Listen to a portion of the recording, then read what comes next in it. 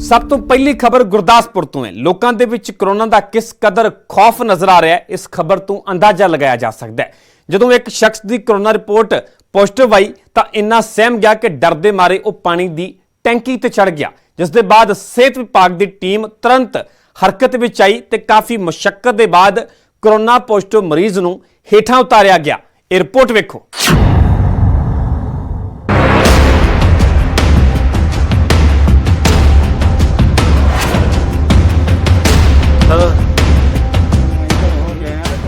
Corona ने कोहराम मचाया हुआ है। वध रहे मामलों ने नींद उड़ाई हुई है। लगातार हो रही मौतां ने डर पैदा कर दिता है। कोरोना ने दहशत फैला दी है ते हर आम ते खास व्यक्ति डर दे साए च ने। तस्वीरां गुरदासपुर दे पिंड कालाबाला दियां ने, जिथे सेहत विभाग नूं उस समय भाजड़ पै गई जद कोरोना पॉजिटिव मरीज लंबे समय तक नहीं लभ्या। काफी लभन तो बाद इस शख्स पानी दी टैंकी ते चढ़िया मिलिया। दरअसल इस शख्स दी रिपोर्ट कोरोना पॉजिटिव आई ते मन च डर बैठ गया। शख्स घबरा गया ते पिंड दी डिस्पेंसरी दे नेड़े पानी दी टैंकी ते चढ़ गया। सेहत विभाग दी टीम ने शख्स नूं हेठां उतारिया। कोरोना पीड़ित शख्स ने सरकार तो छेती इलाज दी मंग कीती है।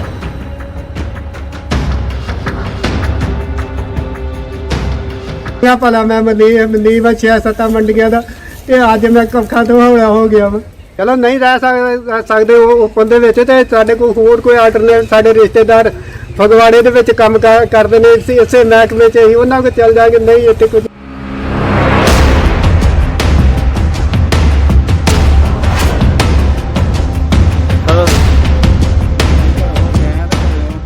कोरोना पीड़ित शख्स नूं टैंकी तो उतारन तो बाद सेहत विभाग के अधिकारियों की जांच जाण आई। विभाग ने शख्स नूं घर च क्वारंटाइन करने की गल आखी, जबकि परिवार ने पीड़ित नूं हस्पताल च दाखिल करन जां डिस्पेंसरी च कोई कमरा देने की मंग की है। ਇਹ ਕਹਿੰਦਾ ਹੀ ਮੈਨੂੰ ਡਿਸਪੈਂਸਰੀ 'ਚ ਕਮਰਾ ਦੇ ਦਿਓ। ਮੈਂ ਕਿਹਾ ਵੀ ਡਿਸਪੈਂਸਰੀ 'ਚ ਅਸੀਂ ਕਮਰਾ ਤੈਨੂੰ ਨਹੀਂ ਦੇ ਸਕਦੇ, ਕਿਉਂਕਿ ਉੱਥੇ ਮਰੀਜ਼ ਆਉਂਦੇ ਆ ਕਈ ਮਤਲਬ ਆਉਂਦੇ ਆ। ਤੁਹਾਨੂੰ ਇਹਨੇ ਕਦੋਂ ਕਿਹਾ ਮੈਨੂੰ ਡਿਸਪੈਂਸਰੀ 'ਚ ਕਮਰਾ ਦੇ ਦਿਓ? ਇਹਨੇ ਸਵੇਰੇ ਮੈਨੂੰ ਫੋਨ ਕਰਕੇ ਕਿਹਾ।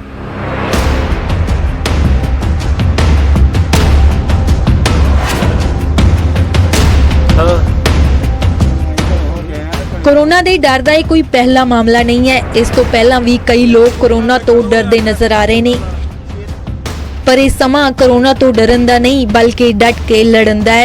जे रिपोर्ट पॉजिटिव भी आउंदी है तां डरो नहीं, अपना इलाज करवाओ। गुरदासपुर तो बिशंबर बिट्टू, न्यूज़ 18।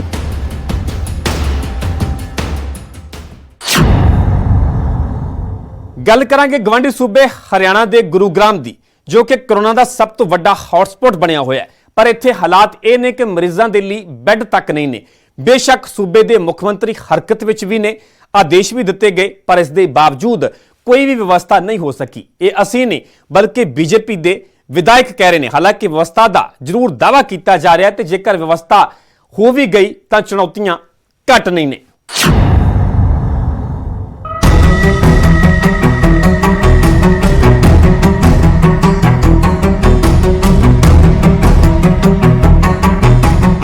कोरोना कहर मचा रहा है, हालात खराब होंदे जा रहे ने। हस्पताल मरीजों दे नाल भर गए ने। अजिहे च कोरोना मरीजों नूं हस्पताल च बैड नहीं मिल रहे। सब तो ज्यादा बुरा हाल तो उन्हां मरीजों दा है जो ऑक्सीजन ते ने जां फिर जिन्हां नूं वेंटीलेटर दी जरूरत है, क्योंकि हस्पताल तां पहलां ही मरीजों दे नाल भरे पए ने। अजिहे च परेशानी होर भी ज्यादा वध गई है। साइबर सिटी गुरुग्राम हरियाणा दा सब तो ज्यादा प्रभावित जिला है, जिथे रोजाना हजारां लोग कोरोना दी चपेट जा रहे ने। अजिहे च सीएम मनोहर लाल ने खुद जिम्मेवारी चुकी है साइबर सिटी च कोरोना मॉनिटरिंग दी, अते 26 अप्रैल नूं अधिकारियों नूं हुक्म दिते ने 500 बैडां तो ज्यादा दी व्यवस्था करन दे। बावजूद इस दे जमीनी हकीकत कुछ हो रही है। हम जो है वो 300 बेड की व्यवस्था करने जा रहे हैं वो, और PSI हॉस्पिटल के अंदर भी हम व्यवस्था कर रहे हैं। इस तरीके से 500 बेड की व्यवस्था हमारी बहुत जल्दी ही शुरू हो जाएगी। विधायक जी ਤਾਂ ਗੱਲਾਂ 800 ਤੋਂ 900 ਬੈੱਡ ਦੇ ਅਸਥਾਈ ਹਸਪਤਾਲ ਦੀ ਕਰ ਰਹੇ ਨੇ, ਪਰ ਸਵਾਲ ਇਹ ਹੈ ਕਿ ਇੰਨਾ ਮੈਡੀਕਲ ਸਟਾਫ ਆਏਗਾ ਕਿੱਥੋਂ।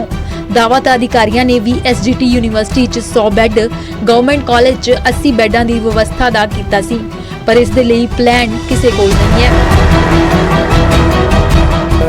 जो M3M का प्रोजेक्ट था उन्होंने भी 150 बेड का सेटअप तैयार कर लिया, 100 का और वो तैयार कर रहे हैं, 100 का हीरो ग्रुप का और ये 100 का ये आने वाले 10 दिनों के अंदर अंदर एक्टिवेट हो जाने चाहिए 450 से 450।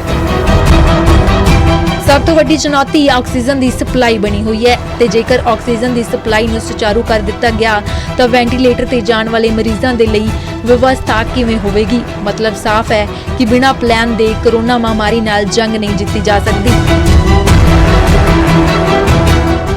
ਗੁਰੂਗ੍ਰਾਮ ਤੋਂ ਧਰਮਵੀਰ ਸ਼ਰਮਾ, ਨਿਊਜ਼ 18। ਹੁਣ ਗੱਲ ਕਰਾਂਗੇ ਅਜਿਹੀ ਅਫਵਾਹ ਦੀ ਜੋ ਅੱਜ ਕੱਲ ਸੋਸ਼ਲ ਮੀਡੀਆ ਤੇ ਖੂਬ ਵਾਇਰਲ ਹੋ ਰਹੀ ਹੈ, ਜੋ ਚਰਚਾ ਦਾ ਵੀ ਵਿਸ਼ਾ ਬਣੀ ਹੋਈ ਹੈ। ਦਰਅਸਲ ਅਫਵਾਹ ਇਹ ਫੈਲ ਰਹੀ ਹੈ ਕਿ 5G ਦੀ ਟੈਸਟਿੰਗ ਦੇ ਕਾਰਨ ਕੋਰੋਨਾ ਫੈਲ ਰਿਹਾ ਹੈ, ਪਰ ਇਹ ਅਫਵਾਹ ਬਿਲਕੁਲ ਬੇਬੁਨਿਆਦ ਸਾਬਤ ਹੋਈ ਹੈ ਕਿਉਂਕਿ WHO ਤੋਂ ਲੈ ਕੇ ਦੂਰ ਸੰਚਾਰ ਵਿਭਾਗ ਨੇ ਇਹਨਾਂ ਅਫਵਾਹਾਂ ਨੂੰ ਸਿਰਫ ਰੱਦ ਹੀ ਨਹੀਂ ਕੀਤਾ ਬਲਕਿ ਇਸ ਦੇ ਪਿੱਛੇ ਤਰਕ ਵੀ ਦੱਸਿਆ। ਆਖਰ ਕਿਉਂ ਅਜਿਹੀਆਂ ਅਫਵਾਹਾਂ ਫੈਲਾਈਆਂ ਜਾ ਰਹੀਆਂ ਨੇ ਤੇ ਅਸਲ ਦੇ ਵਿੱਚ 5G ਹੈ ਕੀ, ਇਸ ਰਿਪੋਰਟ ਦੇ ਵਿੱਚ ਵੇਖੋ।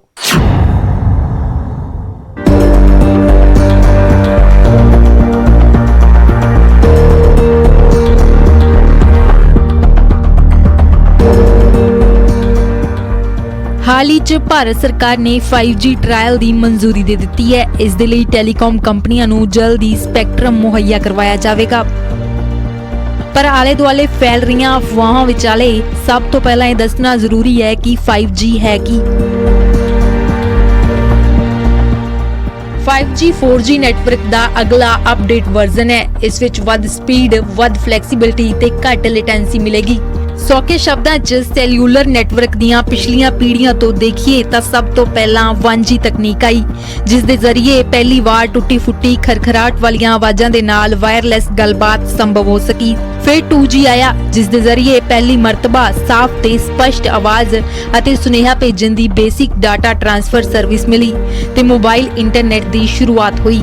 3G ਦੀ ਗੱਲ ਕਰੀਏ ਤਾਂ 3G ਦੇ ਨਾਲ ਇੰਟਰਨੈਟ ਤੇ ਹੋਰ ਐਡਵਾਂਸ ਕਮਿਊਨੀਕੇਸ਼ਨ ਜਿਵੇਂ ਕਿ ਵੈਬਸਾਈਟ ਐਕਸੈਸ ਕਰਨਾ, ਆਨਲਾਈਨ ਵੀਡੀਓ ਦੇਖਣਾ, 뮤직 ਸੁਣਨਾ ਤੇ ਮੇਲ ਕਰਨਾ ਆਦਿ ਸੰਭਵ ਹੋਇਆ ਤੇ 4G ਨੇ ਇਸੇ ਸਾਰੇ ਕਾਰਜਾਂ ਨੂੰ ਤੇਜ਼ ਰਫ਼ਤਾਰ ਦਿੱਤੀ ਤੇ ਹੁਣ 5G ਤਕਨੀਕ ਨਾਲ ਇੱਕ ਤਰ੍ਹਾਂ ਦੀ ਵਾਇਰਲੈਸ ਕਨੈਕਟੀਵਿਟੀ ਦਾ ਸਮਾਂ ਸ਼ੁਰੂ ਹੋਣ ਜਾ ਰਿਹਾ ਹੈ, ਜਿਸ ਦੀ ਸਪੀਡ ਇੰਨੀ ਹੋਵੇਗੀ ਕਿ ਘਟਨਾਵਾਂ ਦੇ ਘਟਨ ਤੇ ਉਹਨਾਂ ਦੀ ਸੂਚਨਾ ਪਹੁੰਚਣ ਦੇ ਵਿਚਾਲੇ ਨਾ ਦੇ ਬਰਾਬਰ ਸਮਾਂ ਲੱਗੇਗਾ।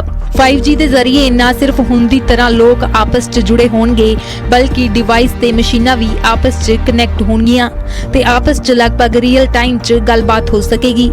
ਲਗਭਗ ਇੱਕ ਤਰ੍ਹਾਂ ਦੇ ਸਮਾਰਟ ਯੁੱਗ ਦੀ ਸ਼ੁਰੂਆਤ ਹੋਵੇਗੀ। ਇੱਕ ਰਿਪੋਰਟ ਦੇ ਮੁਤਾਬਕ ਵਿਸ਼ਵ ਦੇ ਕਰੀਬ 61 ਦੇਸ਼ਾਂ 'ਚ 5G ਸਰਵਿਸ ਲਾਂਚ ਹੋ ਚੁੱਕੀ ਹੈ।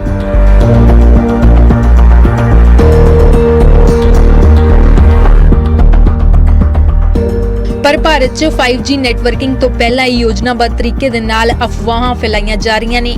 ਕਈ ਡਿਜੀਟਲ ਐਨਾਲਿਸਟ ਇਹਨਾਂ ਅਫਵਾਹਾਂ ਦੇ ਪਿੱਛੇ ਚੀਨ ਦੀ ਸਾਜ਼ਿਸ਼ ਵੀ ਮੰਨਦੇ ਨੇ ਕਿਉਂਕਿ ਭਾਰਤ ਸਰਕਾਰ ਨੇ ਟ੍ਰਾਇਲ ਲਈ ਚੀਨੀ ਕੰਪਨੀਆਂ ਨੂੰ ਇਜਾਜ਼ਤ ਨਹੀਂ ਦਿੱਤੀ ਸੀ। ਉਧਰ ਦੇਸ਼ 'ਚ ਅਫਵਾਹਾਂ ਕਰਕੇ ਨੈਟਵਰਕਿੰਗ ਟਾਵਰਾਂ ਨੂੰ ਨਿਸ਼ਾਨਾ ਬਣਾਇਆ ਜਾ ਰਿਹਾ ਹੈ। ਯੂਪੀ ਦੇ ਪਿੰਡਾਂ 'ਚ ਤਾਂ 5G ਟੈਸਟਿੰਗ ਨੂੰ ਮੌਤਾਂ ਦੇ ਨਾਲ ਜੋੜ ਕੇ ਅਫਵਾਹਾਂ ਫੈਲਾਈਆਂ ਜਾ ਰਹੀਆਂ ਨੇ, ਜਦਕਿ ਸੱਚ ਤਾਂ ਇਹ ਹੈ ਕਿ ਦੇਸ਼ 'ਚ ਅਜੇ ਤੱਕ ਟੈਸਟਿੰਗ ਸ਼ੁਰੂ ਨਹੀਂ ਹੋਈ। ਉਧਰ ਪੁਲਿਸ ਹੈੱਡਕੁਆਰਟਰ ਨੇ ਯੂਪੀ ਦੇ ਸਾਰੇ ਕਮਿਸ਼ਨਰਾਂ ਨੂੰ ਪੱਤਰ ਲਿਖ ਕੇ ਅਫਵਾਹਾਂ ਫੈਲਾਉਣ ਵਾਲਿਆਂ ਖਿਲਾਫ ਕਾਰਵਾਈ ਦੇ ਸਖਤ ਨਿਰਦੇਸ਼ ਜਾਰੀ ਕੀਤੇ ਨੇ। ਇੰਨਾ ਹੀ ਨਹੀਂ, ਟੈਲੀਕਾਮ ਕੰਪਨੀਆਂ ਦੀ ਜਥੇਬੰਦੀ COAI ਨੇ ਵੀ ਅਫਵਾਹਾਂ ਦਾ ਖੰਡਨ ਕੀਤਾ ਹੈ। COAI ਨੇ ਕਿਹਾ ਕਿ 5G ਦੇ ਟ੍ਰਾਇਲ ਨੂੰ ਰੋਕਣ ਲਈ ਇਹ ਅਫਵਾਹਾਂ ਫੈਲਾਈਆਂ ਜਾ ਰਹੀਆਂ ਨੇ। ਭਾਰਤ ਸਰਕਾਰ ਦੇ ਪ੍ਰੈਸ ਇਨਫੋਰਮੇਸ਼ਨ ਬਿਊਰੋ ਨੇ ਵੀ ਇਹਨਾਂ ਅਫਵਾਹਾਂ ਤੋਂ ਬਚਣ ਦੀ ਸਲਾਹ ਦਿੱਤੀ ਹੈ। ਫੈਕਟ ਚੈੱਕ ਦੇ ਆਧਾਰ ਤੇ PIB ਨੇ ਇਹਨਾਂ ਅਫਵਾਹਾਂ ਦਾ ਖੰਡਨ ਕੀਤਾ ਹੈ।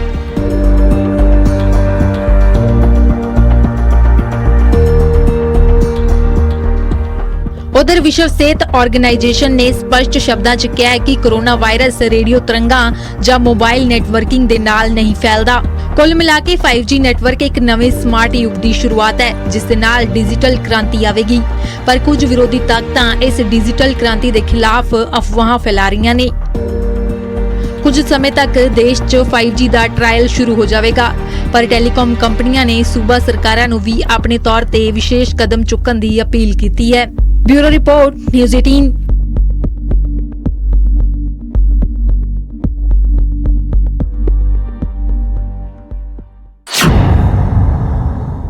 ਖਬਰ ਹਰਿਆਣਾ ਦੇ ਝੱਜਰ ਤੋਂ ਹੈ, ਜਿੱਥੇ ਇੱਕ ਮਹਿਲਾ ਦਾ ਹਾਈ ਵੋਲਟੇਜ ਡਰਾਮਾ ਵੇਖਣ ਨੂੰ ਮਿਲਿਆ। ਅੱਤ ਦੀ ਗਰਮੀ ਦੇ ਵਿੱਚ ਮਹਿਲਾ ਆਪਣੀ ਮਾਸੂਮ ਬੱਚੀ ਦੇ ਨਾਲ ਸੜਕ ਤੇ ਬੈਠ ਗਈ ਤੇ ਪੁਲਿਸ ਨੂੰ ਕੋਸਣਾ ਸ਼ੁਰੂ ਕਰ ਦਿੱਤਾ। ਖਾਕੀ ਨੂੰ ਕਟਹਿਰੇ ਵਿੱਚ ਖੜਾ ਕਰ ਦਿੱਤਾ ਤੇ ਸਹੁਰਾ ਪਰਿਵਾਰ ਤੇ ਤੰਗ ਪਰੇਸ਼ਾਨ ਕਰਨ ਦੇ ਇਲਜ਼ਾਮ ਲਗਾਏ ਨੇ।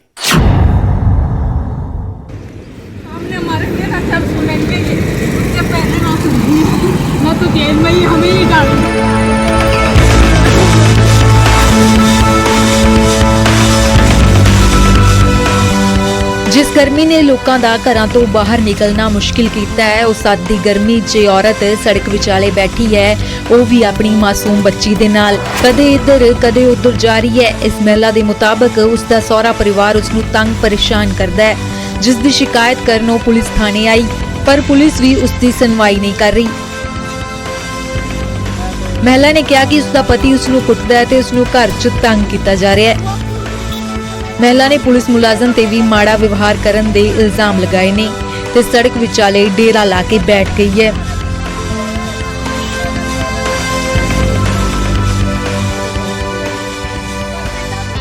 कोई सुनवाई यहाँ भी ना सुनवाई कर रहे हैं सर, यही कह रहे हैं जाओ। किस लिए आए थे आप यहाँ पे? दरखास्त लिखवाने आए थे, घर वाले मारपीट करते, घर से निकाल देते। पहले किए, 4 बार किए, कोई सुनवाई ही नहीं किया, किसी ने भी सुनवाई नहीं किया। पैसे लेकर जाओ घर, समझा देते। बेशक यह महिला खुद नू पीड़ित दस रही है, पर सवाल ये उठता है कि अपनी गल दी सुनवाई दा की ये सही तरीका है? अपने नाल मासूम बच्ची नू कड़ाके दी गर्मी च सड़क ते बिठाना किन्ना कुछ जायज है? झज्जर तो प्रदीप धनखड़, न्यूज़ 18।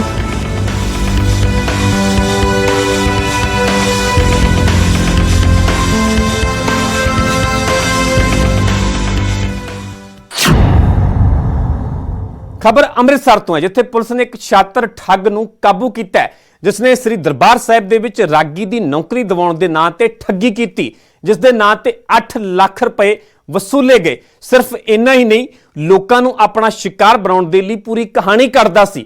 ਖੁਦ ਨੂੰ ਅਕਾਲੀ ਆਗੂ ਬਿਕਰਮ ਮਜੀਠੀਆ ਤੇ ਐਜੀਪੀਸੀ ਪ੍ਰਧਾਨ ਜਗੀਰ ਕੌਰ ਦਾ ਖਾਸਮ ਖਾਸ ਦੱਸਦਾ ਸੀ।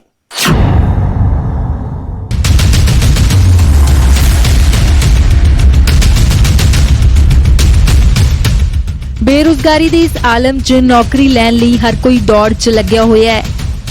ਪੰਜਾਬ ਦੇ ਰਾਗੀ ਗ੍ਰੰਥੀਆਂ ਲਈ ਵੀ ਐਸਜੀਪੀਸੀ 'ਚ ਨੌਕਰੀ ਕਰਨਾ ਇੱਕ ਸੁਪਨਮਈ ਹੁੰਦਾ ਹੈ। ਕੁਝ ਸ਼ਾਤਿਰ ਇਹਨਾਂ ਭੋਲੇ-ਭਾਲੇ ਲੋਕਾਂ ਨੂੰ ਸ਼ਿਕਾਰ ਬਣਾ ਲੈਂਦੇ ਨੇ, ਆਪਣੀ ਕਮਾਈ ਕਰ ਲੈਂਦੇ ਨੇ। ਅੰਮ੍ਰਿਤਸਰ ਪੁਲਿਸ ਨੇ ਅਜਿਹਾ ਹੀ ਸ਼ਾਤਰੀ ਠੱਗ ਗ੍ਰਿਫਤਾਰ ਕੀਤਾ ਹੈ, ਜਿਸ ਨੇ ਰਾਗੀ ਅਮਰਜੀਤ ਸਿੰਘ ਤੋਂ 8 ਲੱਖ ਰੁਪਏ ਠੱਗ ਲਏ।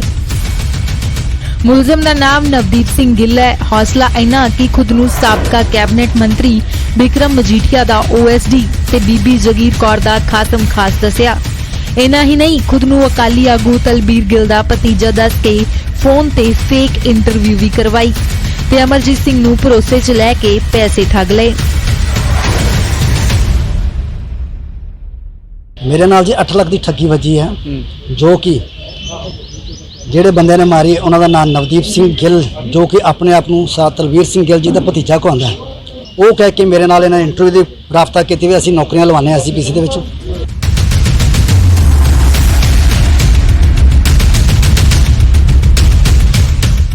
ਅਮਰਜੀਤ ਸਿੰਘ ਦੀ ਸ਼ਿਕਾਇਤ ਤੇ ਪੁਲਿਸ ਨੇ ਜਾਂਚ ਕੀਤੀ ਤਾਂ ਨਵਦੀਪ ਗਿੱਲ ਦਾ ਪਰਦਾਫਾਸ਼ ਹੋਇਆ ਤੇ ਪੁਲਿਸ ਨੇ ਨਵਦੀਪ ਨੂੰ ਗ੍ਰਿਫਤਾਰ ਕਰ ਲਿਆ, ਜਦਕਿ ਉਸ ਦਾ ਸਾਥੀ ਲਖਵਿੰਦਰ ਅਜੇ ਫਰਾਰ ਹੈ, ਜਿਸ ਦੀ ਤਲਾਸ਼ ਜਾਰੀ ਹੈ। अजय तफ्तीश जारी है, जो उस बारे कहना कोई ज़्यादा जरूरी है। क्या मामला दर्ज किया? 420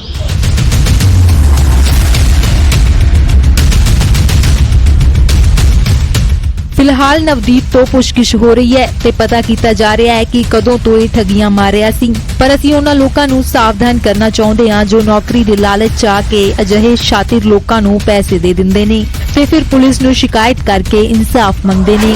उस तो बेहतर है कि पहला ही सोच समझ के फैसला लिया जावे। ਅੰਮ੍ਰਿਤਸਰ ਤੋਂ ਰਾਜੀਵ ਸ਼ਰਮਾ, ਨਿਊਜ਼ 18।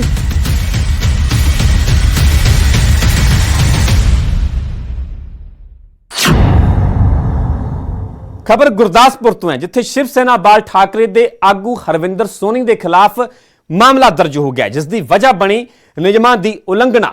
ਜਨਾਬ ਸੁਰੱਖਿਆ ਦੇ ਦਿੱਤੀ ਗੱਡੀ ਖੁਦ ਹੀ ਚਲਾ ਕੇ ਲੈ ਗਏ ਤੇ ਅੱਗੇ ਜਾ ਕੇ ਗੱਡੀ ਹਾਦਸੇ ਦੀ ਸ਼ਿਕਾਰ ਹੋ ਗਈ। ਚਰਚਾ ਤਾਂ ਇੱਥੋਂ ਤੱਕ ਵੀ ਹੋ ਰਹੀ ਹੈ ਕਿ ਜਨਾਬ ਤੇ ਉਹਨਾਂ ਦੇ ਸਾਥੀ ਨਸ਼ੇ ਵਿੱਚ ਸਨ। ਪੂਰਾ ਮਾਮਲਾ ਕੀ ਹੈ, ਰਿਪੋਰਟ ਵੇਖੋ।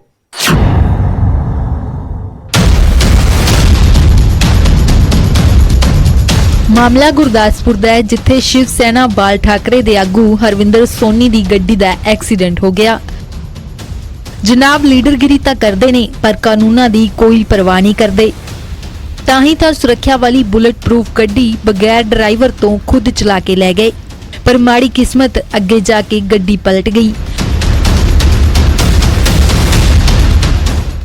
ਜਾਨ ਖਤਰੇ ਵਿੱਚ ਵੀ ਪਈ ਤੇ ਕਾਨੂੰਨ ਵੀ ਤੋੜਿਆ ਤੇ ਕੋਵਿਡ ਹਦਾਇਤਾਂ ਦੀ ਉਲੰਘਣਾ ਵੀ ਕੀਤੀ।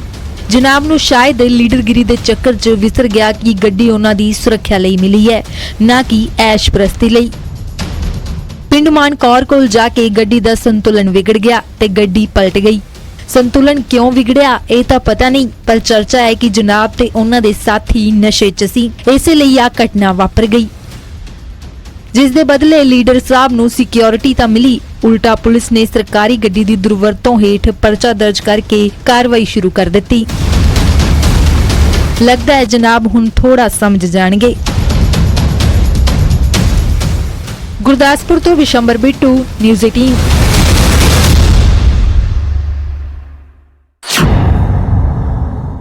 ਸੋ ਇਹ ਸੀ ਸਾਡਾ ਖਾਸ ਪ੍ਰੋਗਰਾਮ ਖਬਰ ਜੋ ਮੁੱਦਾ ਬਣੇ। ਕੱਲ ਕੁਝ ਹੋਰ ਖਬਰਾਂ ਦੇ ਨਾਲ, ਲੋਕਾਂ ਦੇ ਨਾਲ ਜੁੜੇ ਹੋਰ ਮੁੱਦਿਆਂ ਨੂੰ ਲੈ ਕੇ ਤੁਹਾਡੇ ਫਿਰ ਮੁਖਾਤਿਬ ਹੋਵਾਂਗੇ। ਤਦ ਤੱਕ ਪਰਮਿੰਦਰ ਸਿੰਘ ਤੇਜਾ ਨੂੰ ਦਿਓ ਇਜਾਜ਼ਤ। ਸਤਿ ਸ਼੍ਰੀ ਅਕਾਲ।